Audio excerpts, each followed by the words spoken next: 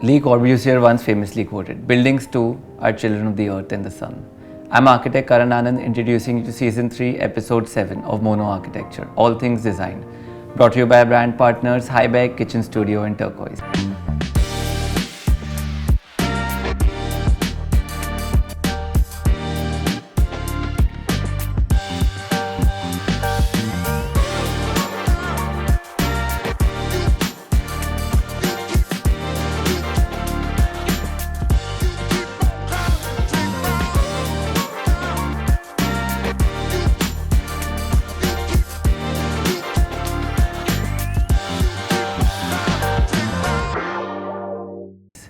Today we have with us two such individuals who have embraced this philosophy absolutely, holistically and completely. We have with us María and Kayzad of Shroffleón Architects.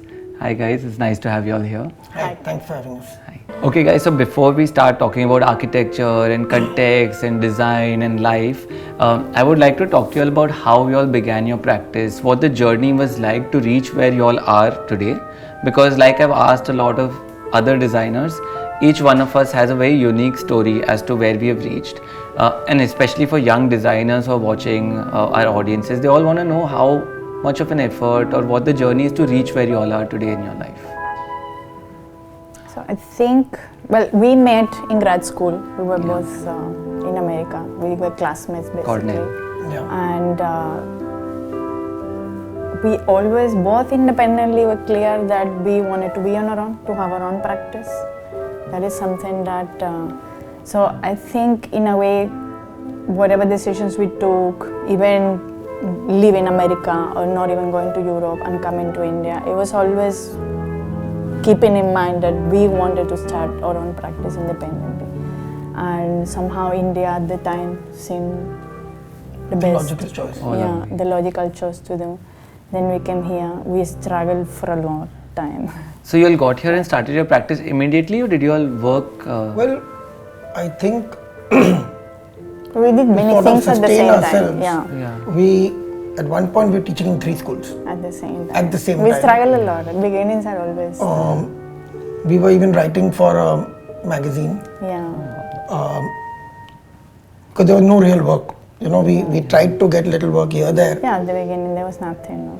And I think then, as we got our first job, the 3 schools became 2 schools. And then, I mean, at that time we had one job, and that one job, if that got over, then the next one job came. Yeah. And it was like that for a while, so we taught for a while. And I think it's only in the last 3-4 years where we are sort of comfortable and we know work is going to come, so you can relax a bit. But it took you that long to kind of get established and realize that, okay, now it's going to be okay, right? See, I don't think you are ever established as an architect per se.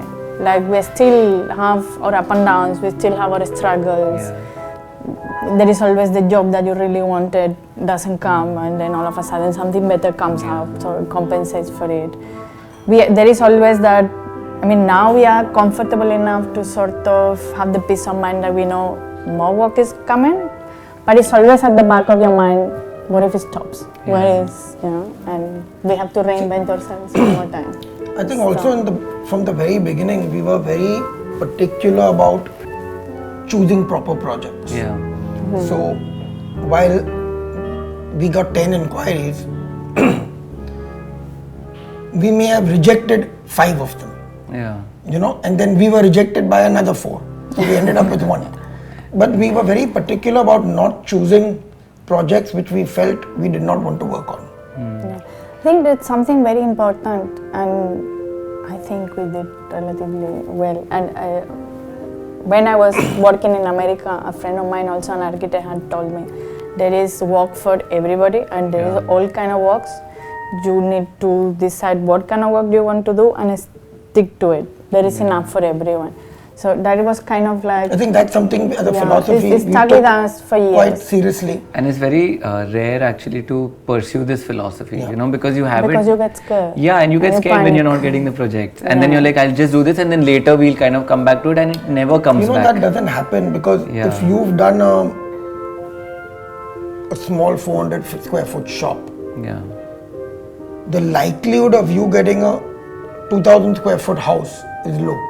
Yeah. You will get more 400 square feet shops. 400 might become 600, 800, but you're limiting yourself by taking a particular kind of work. At least that's what we feel. Yeah, and that applies not only to the kind of work, but also, what I mean is not to the kind of program or not the size of your projects, but also to the kind of clients, right? Clients who will let you do, or sites that will lead you in a particular way.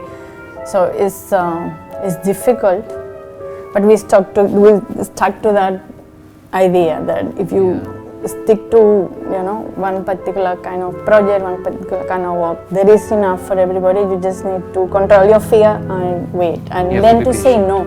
It's very important to learn to say no to work, to projects. I also feel as people we are relatively content. Yeah. Which is, we don't need a lot. I think as a practice we've always wanted to give personal attention. So we don't want a 40% practice. Yeah. We don't want 50 projects. We are content with having the size of practice we have and the kind of projects we take, which allows us to be a little more picky. Yeah. And I think being picky is a very important thing. I don't know if it's a good thing or a bad thing, but we don't know how to delegate. We just can't do it. Listen, I think that's just an architect problem.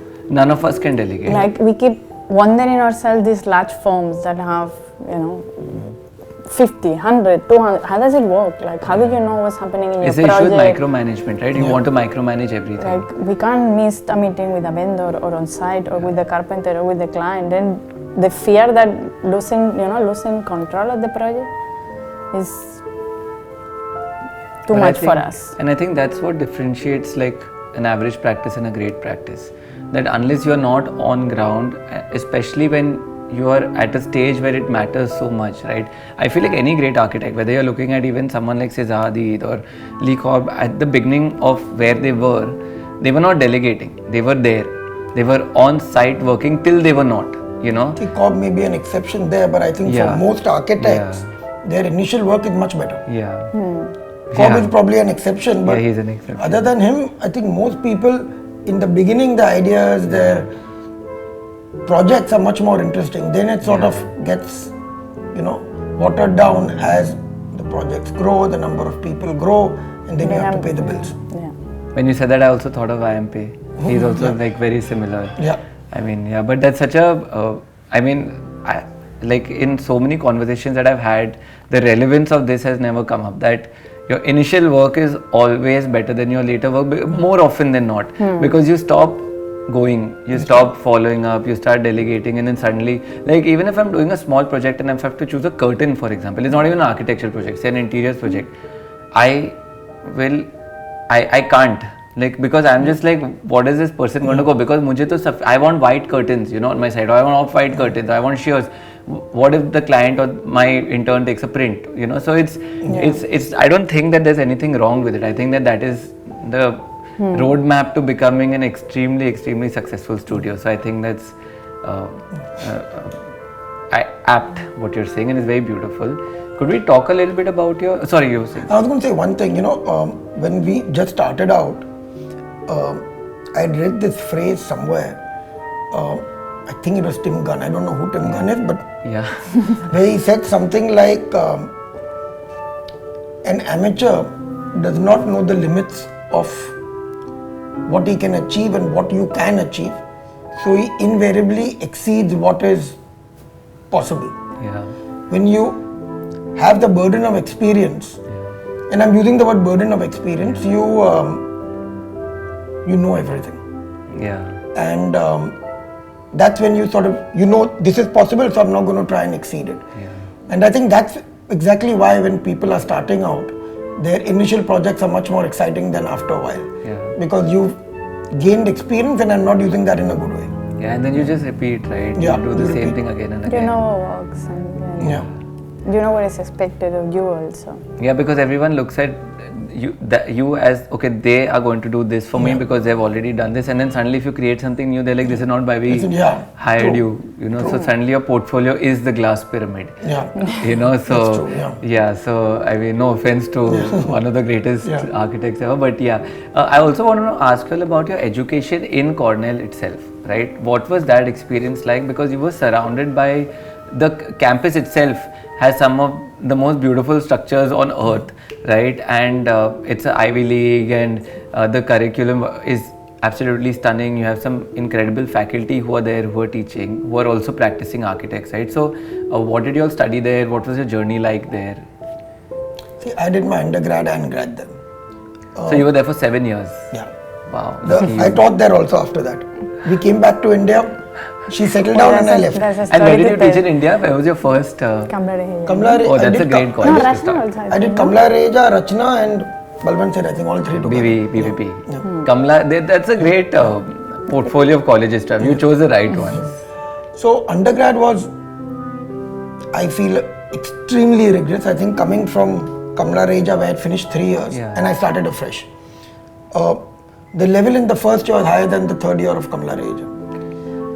Also, I think because you have a studio culture which is lacking in India or in Bombay, you don't feel the pressure of working. You know, over there, if you left before 3 in the morning, people will look at you strange. Well, in India, you work for 2 hours and you're done. So, undergrad, I think, was extremely rigorous. And, you know, it helps with skills, etc. Grad school, I feel, was a completely different ball game. It was completely theoretical, and I think I went through 2 years without drawing a single plan or section. In your in grad school, I just did diagrams. Grad school is mostly research. I just did some research, basically. Research, kind of honing what you want to master yourself in eventually. Not really, but I feel it taught us how to think. It taught us how to think, and I feel that's something that's really lacking here in general.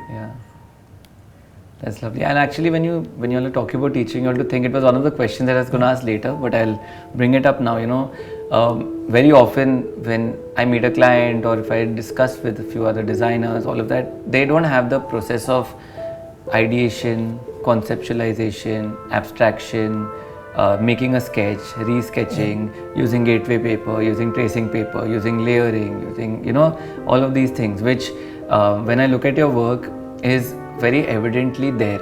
You know, like the kind of structures that are being built or the layering that is happening is not something that you've woken up one day and said, okay, let's design this structure and let's build a wall and let's do it. So could you walk me through your ideation, how you theorize things, how you have learned this and how you execute it in real life practice? Because as you said, it is really lacking. And when I was studying in architecture, I was fortunate enough to have Akhtar Chauhan sir as my dean at that point of time. He was an amazing individual. He would not accept any drawings without a concept sheet, abstract sheet. You know, we had the sun paths and the shadows and like all of that. You know, and only then were we able to, post understanding context of site and post understanding concept, create something. But as time passed, I myself have forgotten to do that. You know, because it's easy. You open a pen, you watch Instagram reel and you're like, oh, this is great, let me make a few tweaks to it, the client will love it, and you push it off. So could you tell us about how you all work? I can tell you there are a lot of fights. There are a lot of arguments.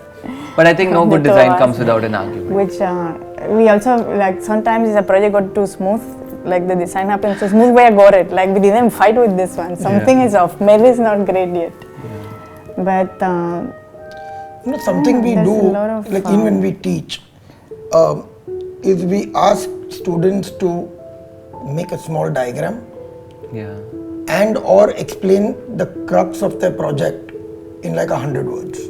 Nice. You know, and that sounds super simple. Yeah, it's not. But it's honestly the most difficult thing. You can talk for 20 minutes and you're not saying anything. Yeah. So, I mean, that's something I've used very often when we teach. You know, we say, forget the drawings today. On a sketch, show me what you're doing. You know, and I think that helps you in clarifying your thoughts to a bare minimum. And we feel that's very, very, very important.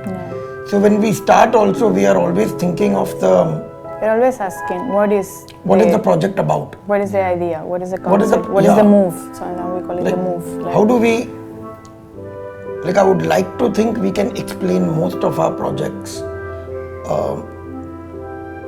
either formally or through site constraints relatively simply, like without even a drawing. And I feel that's something you can do that when you have a clarity of thought, that what are you trying to do. And sometimes like we almost reach a plan or a form, and we are looking at it and we're like, it works, it's nice, but what is it about? Yeah. And sometimes we just fully discard it and start from scratch Like, if we don't feel it has. To give you an example, I was in Gujarat 2 days ago and I'd gone for the line out. There were 2 projects, I'd gone for the line out. Yeah. The drawings are finished. Clients accepted everything. I didn't like it because I felt there was some On line out trees- day. Yeah. So I told the client, this is, It's not working. I want to change it. One of the projects we are going ahead with exactly the way we planned. The second one, we are starting afresh, fully afresh. Wow. Because we didn't feel it worked on site. You know, and it was a fast track project. I couldn't come in the middle to check it one more time. Nothing was done. They just put chalk. Yeah. But you know, we take it upon ourselves to relook at stuff if it's not Aligned to what you want. proper. Yeah. Yeah. But this was not working on site. It's just didn't make sense for the context. So that's something we, I mean, quite often a client, even for interior design, they say yes to something. And we sometimes make detailed GFCs for it. Yeah. But if we feel we get a better idea or it's not proper, we scrap it. We do it again. And I think you can do that when you have a small practice. I think that it's a very educated approach and it's a very brave approach because you have your certain ideologies and philosophies which you are adhering to, and you are kind of making sure that that notion has to be clarified and passed on to the actual execution of the site. Talking about this entire thing, you know, again, we look at site context and we understand social relevance of the project and the material that is available there. So again, what happens is that as say young designers who are graduating out of college right now, you show them a site, you know, and then like if I'm taking a jury or if I'm taking a dissertation jury, for example, I'm like, what is your site context? And they are like, the site is here and this is a sun path diagram and this is my structure. But they do not understand the rock, the terrain, the contours, the trees, the soil strata, like so many nitty-gritties of it. And I've heard you all speak about it, we've seen your projects, and you all are very, very adherent to understanding the site, what exists around it, and then you build your structure. So could you elaborate a little bit on this as to what your process is to develop your projects according to this process? See, I think firstly, not having a lot of work worked in our benefit. Yeah, because we could spend time figuring out how we want to work. The first many years we were only doing small interiors, and since there was not much to do, we just got into super detailing. So we developed a language for detailing, and we developed a way to generate geometry through detailing. You know. Then I think the first 2-3 architectural projects we did were all extensions or add-ons. Yeah. And That's a good point. Yeah. To existing structures. And I think to this day, we find add-ons way easier because it gives us a context to sort of feed off. If you have a blank slate, of course there is some context. You have contour, you have a view, you have a temple, and then of course you have vastu, which is going to mess with everything. But I think because we sort of went in that sequential manner, where we did a small interior, then we went to a very small extension of a home, then a second extension of a home, we were able to create a geometry that binds the project to the existing and to site. To create a dialogue Yeah. between the existing and the new. Now the existing doesn't have to be a new existing building, like in this case when we started, the existing can be your context, your views, the buildings around you, even in interiors is the space. So I think like a tree, a rock, a water body, a temple, all these things make a big difference. Yeah, it changes the whole. It changes and the retaining way- it also changes. Like it reminds me. It's a very typical example, but just falling waters. Like it's a very obvious go-to, but that's crazy how he has understood that context and built it. So that's beautiful. Also, when you talk about say extensions of projects that are there, right? So, say for example, you'll have a structure which is say Art Deco or say pre-World War I or something, and then you have this modern structure coming out of it, right, with glass and steel and concrete. Or you have say that style of architecture which is then extended into the same style of architecture. So is there a certain philosophy that you have where you like to break the norm, do you like to follow the context, or it depends on the project? I'll tell you, there are three ways you can do that. One is you replicate the existing, which I don't think is something we would do. That's why I asked. I led you all into giving me this answer. You then have, the pyramid, or I would say more than the pyramid, if you, which is the Herzog building in Madrid, the bank. I know what you're talking about. Kayzad. Kayzad. Now, that is an old structure, and they've added with the contemporary material around it. Yeah. But formally, it is something that is feeding from it. which is feeding from. Yeah.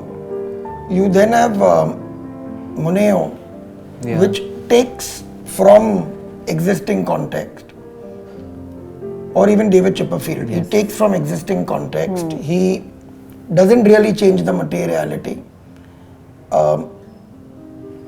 but you can see a connection. But you can completely see that this is new. It is of today. It's not of 200 years ago. I would say we are somewhere between the second and maybe the second more than the third. We would like to get to the third at some point. If we ever get that big, that big an opportunity. You all will. I want to ask you a very, very interesting question. I've been thinking about it for a while, but I have not been able to answer it myself for multiple reasons. So, IMP talks about the impossible dream, where he tries to combine modernism and traditional, and not traditional in the vernac way, but like say brick and stone of a certain era and glass and steel of a certain era, and to create coherent spaces. They don't need to look identical even though they're in the same campus or in the same location, but he tried to create that, right? Could you tell us your opinions on this? Because your work reflects the same to me. You use a multitude of these materials together. So what you've described is actually one of our first projects. Oh wow. It was a bungalow in Pali Hill. It was an Art Deco building where we had to create some extensions and renovate certain parts of it. Now we were faced with the exact same dilemma you spoke about as to how to interact with this. And we were also very conscious because it was one of our first projects, and it was like we wanted to create a language, but it was an Art Deco building and it was quite nice, and we knew we didn't want to do Art Deco. It's not. There was a lot of. Because then there's no identity of yours in it, right? You have just replicated something that has already been done and exists. So what we did was we wanted to experiment also with materials. It was the first time we were using corten steel. We had never, in Spain it's used widely, but we have never done it ourselves. We didn't know the pros, the cons, the struggles. Client trust us. So the materials we ended up with was wood, corten steel, and we wanted corten steel because it's dirty. It ages. And we use corten steel, wood and glass. And with that we created a structure that was respectful in its color, materiality to the existing, and which even fit geometrically in a way which it fits snugly. But at the same time it respected what was existing while still saying I am new. The language is definitely contemporary, and it was very us at the time, but it just fitted nicely. And we always say when we do this kind of project and we look at it afterwards, if it looks like it was always there, like it belongs, it worked. Like we've done a good job. And this looked like it was there. Yeah, it was not this wrapped in, but you could tell it was new. It just sit well, like it could have been originally made like that only. Wow. This isn't. We've seen this project. It's on your. It's one of our first ones. Yeah, it's beautiful. But the like fact that you use that steel is, I mean, it breathes, right? It kind of almost corrodes to that. I would not use it again. Was it difficult to? Now the No, I feel. And I've never seen. I rarely. I don't think anyone is using that, especially in Bombay with our. No, see, we've used it in Alibag, and I think in Alibag it works beautifully beautifully, because when it bleeds, it sort of takes the area around it. Yeah. And in Alibag with gravel, grass, that it's okay. merging it's part looks of the, nice. yeah. But in Bombay, In an urban context, don't think it was You end up seeing the lines. Yeah, and you the see a flow when line it at the rains. bottom. As a material works perfectly in our weather because it just creates its coat. It would last forever. But you get the red stains. See, we were told it will bleed. Fairness, and we watered it for like 2 months, like a lawn. We And just we kept weathered it watering it 3 properly. times a It's day. not enough, maybe. So it just keeps. The first monsoon it created a line, then we got that out, and then it didn't happen again. But it was I've a studied stressful that moment. material in theory, but I did not realize that it continues to. Yeah. Yeah, it just continues. So you Which basically. is the beauty of it and what makes it long lasting. Sorry. Yeah. But at the same time, if it's a very dressed up context, then the client has to be okay with the red line on the floor. Yeah. Okay, guys, I think let's take a pause from this very, very beautiful conversation. Now we're going to play Pictionary.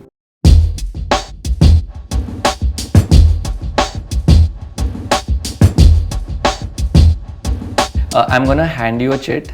You have to sketch and you have to try and guess what the object is. If you get it right, she has to have one of her very not so tasty shots.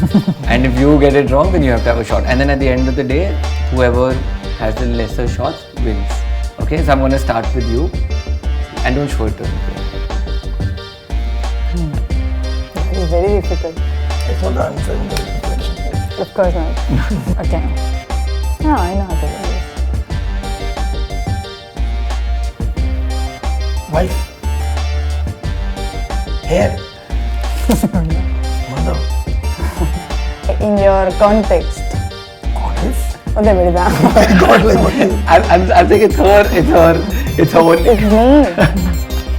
You do, Alejandro, me. Oh, this is Me. That's what I say in your got context. a dog, no? Why does your dog look like a mouse?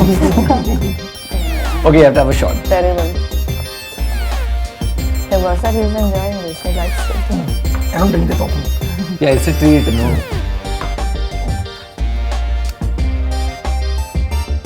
Symmetry? Asymmetrical? Wow, that's crazy. Well done. No, you drink it in. I guessed it. Oh yeah, you're done. You drink it in. You like the. So it's Basically, if you get it right, if you get it wrong, from any side you have to have the shot. You can have half also if you want. no, it's fine. Okay. Oh, this is very hard. Can we change it? I'm not even sure what this is. He has to get some points. That's true. Okay. I'll start with the easy part. House. Okay. That is the second part. I have no idea how to draw the first one.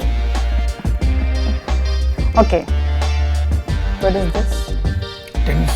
No, but what is this? Court. So, this is. Courthouse. Yes. Not bad. Not bad. I Well had done. drawn a tennis court. Well done. It's not so terrible. So terrible. Dimensions. A section. A slab. Floor plate. Close.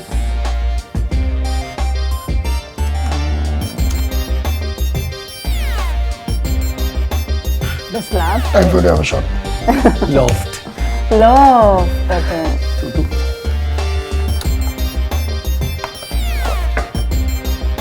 Oh my.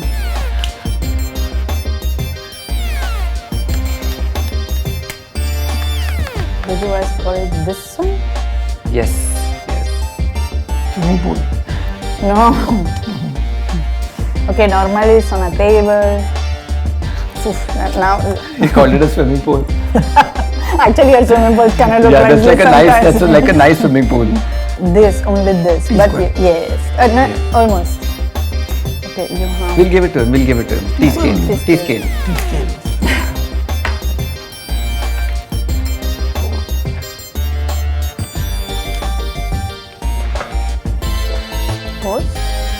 Golf? South Bombay? That is Marine Drive. Marine Drive. That's Marine Oh, Drive. now I understood the context. Oh. Building in Marine Drive. A building in Marine Drive. Art Deco? Wow. I thought you were trying to make like some Art Deco sketch that she was calling the coast. Okay, so it's 3-3. 3-3. Okay, so this is the decider. Okay. Oh, this is very easy.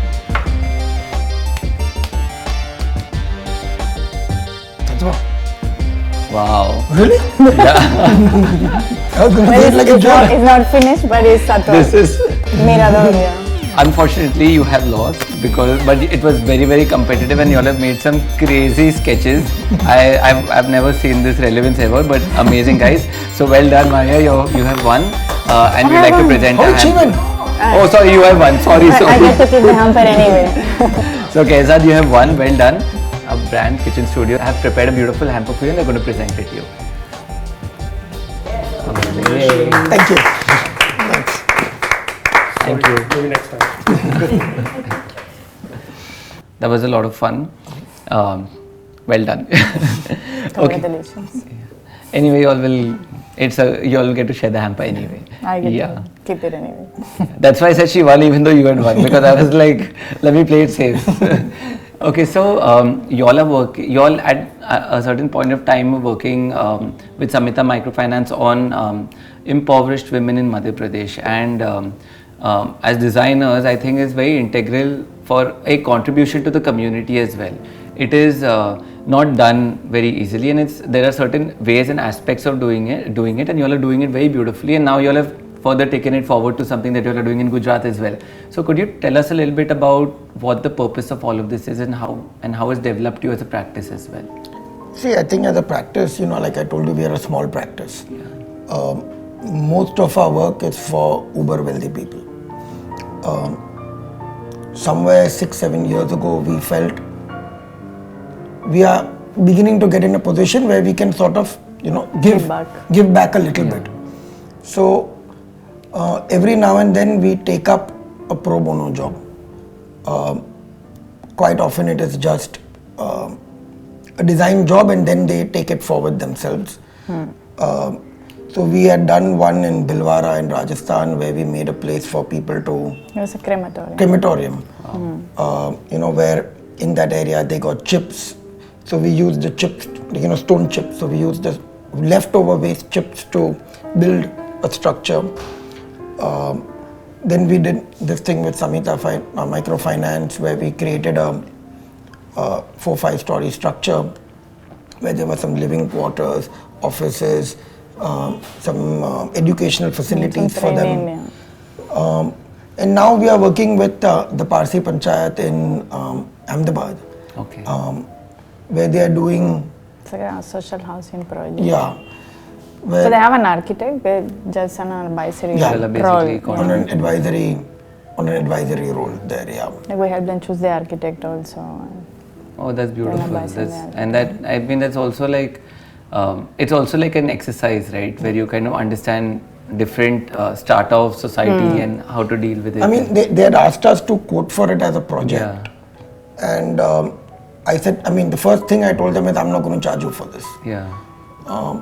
And then for whatever reasons, they needed to pay someone for it. Yeah. So they got some local guy to do it. And he's basically working under us to execute. Not just, we are still away from execution. Planning stage. We are still planning. It's a large 4-acre plot, so they have to break something, make something else, break something, make something else. Yeah. So we're helping them in the phasing, the costing, things like that. Okay, that's awesome. So, you all recently took part in STIR in Delhi, and you all created a very In Bombay. in Bombay. I'm so Bombay. sorry, in Bombay, and you took the concept of a step well, and you created this beautiful glass kind of a. So I don't even want to try to explain it. I've read about it, but I would like you all to talk about that project and the ideation that went into it. So the festival was about architecture and it was about films. So we wanted something that was cinematic by design. Then also we had a sponsor, which we had to use. They were giving us the material, so we had to use that material and material only, which we kind of approached that sponsor in mind because we wanted that material. So it was not like they were just given to us and we had to work with it. We approached Jindal stainless because we wanted stainless steel and we wanted their reflections because we thought that we would create something extremely cinematic with their projections. And then at the same time, we just didn't want it to be an object. We wanted to represent Indian architecture in a way, and what is more representative and more significant, the Indian step well. And then we could play with the infinite reflections and the multiverse and the change of perspective. We flipped it on its axis, so it was not just going up the steps. You were seeing it from a completely different angle, almost like you are inside. Disorient you a little more. Yeah. So it was kind of like shift the point of view and basically create a very cinematic experience. Wow, that's lovely. And it was, we struggled a lot to come up with the idea, but when it came, it was really fast. Yeah, because you all are making it sound very easy that it took us a lot. But to come up with that idea. To reach that point, and when it happened really fast. But to reach that point took a lot of time and a lot of arguments also. I think most projects at some point we have thought of walking out of because we are not able to get something correct. And this was also one of them where we were like, we can't do this properly, no point in doing something that's not good. And that was after we received the funding and everything. And then you were like, And then so it went through that for about 4-5 days. Something that we do is like when we are really struggling with something, we say, okay, we look at it after dinner with a drink and just like think about it. And it's kind of happened like that. One of those things. And then to engineer it, because we built it in 3 weeks. Yeah, I think from ideation to completion was about 3 weeks, 3.5 weeks. And it was really, it was a challenge because it had to be done fully off-site and then put together only in a day and a half or something they gave us. So we built it almost like a Lego. Where they came and assembled everything together, and then it needed to be dismantled and taken somewhere else. So it was just, everything had to be, separated apart. Thank you for that beautiful answer. I want to talk about art and architecture. Basically, the relevance is utilitarianism and abstraction. Right? So when you look at art, more often than not, it's abstract. An artist has a thought process, and he makes or she makes whatever she has to, and it's given a certain value, and it does not have a utilitarian purpose as such. It is more of a visual impact, and the only utility of it is to make you feel a certain way. I feel like over time architecture has been driven from, say, abstraction to utilitarian, basis the wars and the global scenarios and all of that, and now we are at a point where there is no great war. So we have the freedom to design in a way that we would like to. And I think that there's a fine line between abstraction, utilitarianism, combining it together. So how do you approach this entire, I find it very challenging because I feel like if you're creating something utilitarian, will the client understand that that is art as well? Or do you do something where you take away from the utilitarianism and create something a little more artistic and, so I would like you to give me a little point of view into this. See, I think in general, we are not people that follow fads. So, the funky shapes, funky building materials, we don't prescribe to them. They were sort of in school they were hot in school when we were studying 20 years ago. And it's not really evolved yet. I would say the same thing about parametric stuff. Parametric also, to me, at that time at least, it was being done only as a surface treatment, where things became big, small, tall, short, and we attempted it. Yeah, we attempted it. We did a little bit of, but It's just not us. It just, It's just it not was only at surface level. And I feel they're fads. I think we are more inclined towards things that are classic and where you can really see, if you take a photograph of it, you can see time frozen in it. Yeah. You know, like if you think of the Barcelona pavilion where you have that water body and that sculpture, you can see like time is frozen there. And I think those are the kind of moments we would like to recreate or aspire to recreate. All images are frozen, but there are some which capture a time. Yeah. So I think in general we prefer to keep it simple. Yeah. No That's fads. beautiful. Yeah. No, and I think when you spoke about the Barcelona pavilion, that's like growing up until date. I was in Spain last year. It's like I can go there again and again and again and again, and I'll always go there and I'll always cry. And I never understand why. You know, I am there, I'm next to the water body, I'm standing in front of the marble, and I just, like, I get so overwhelmed with the simplicity of it. And I think that word that you said, where it's an image frozen or time frozen, is now it makes a lot more sense to me, because it's so important, right, to kind of create a space that has memories inside or core values to anybody who's there in a certain sensibility. I think this is a very, very beautiful conversation. Thank you so much. Thank you. Before we wrap up, we'll have a quick rapid fire.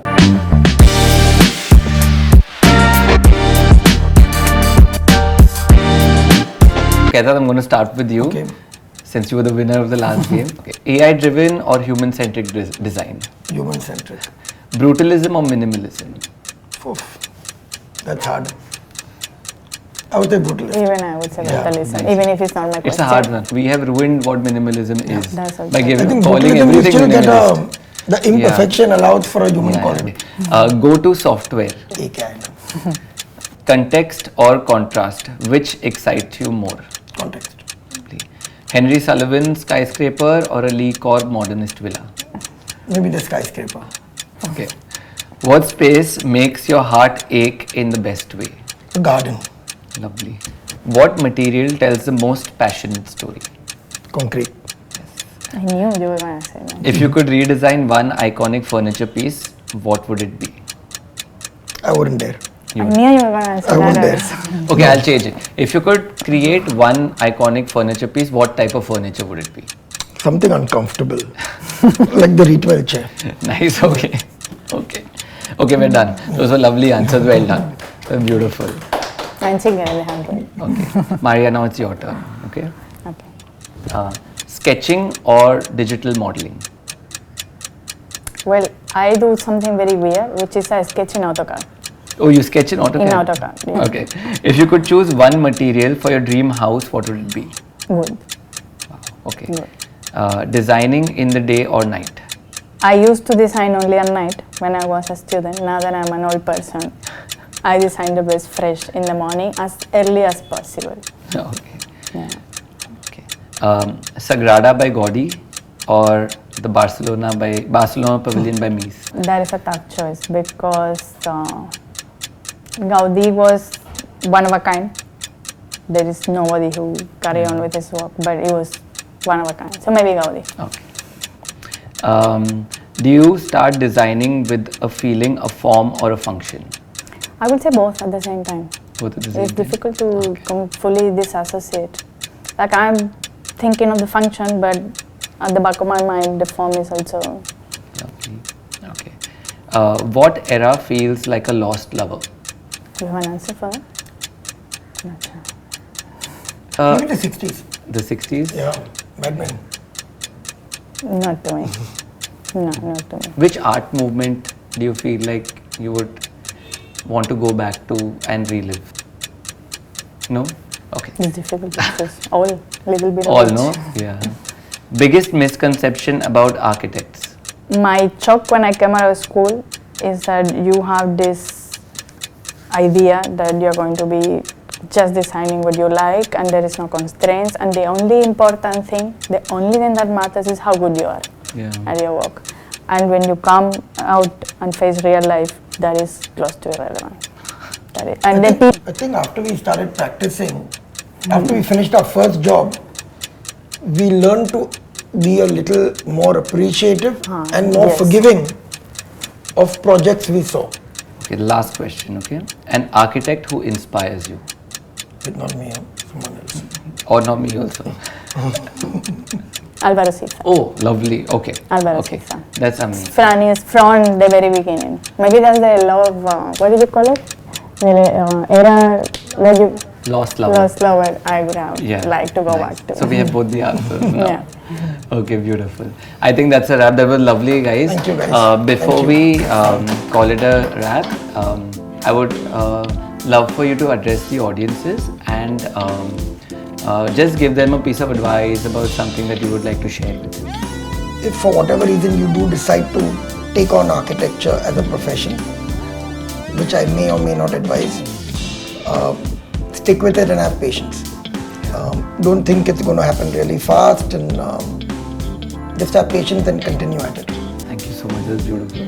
No, I would add to that with all the struggles, it's still a beautiful profession and it's still fun and still worth it.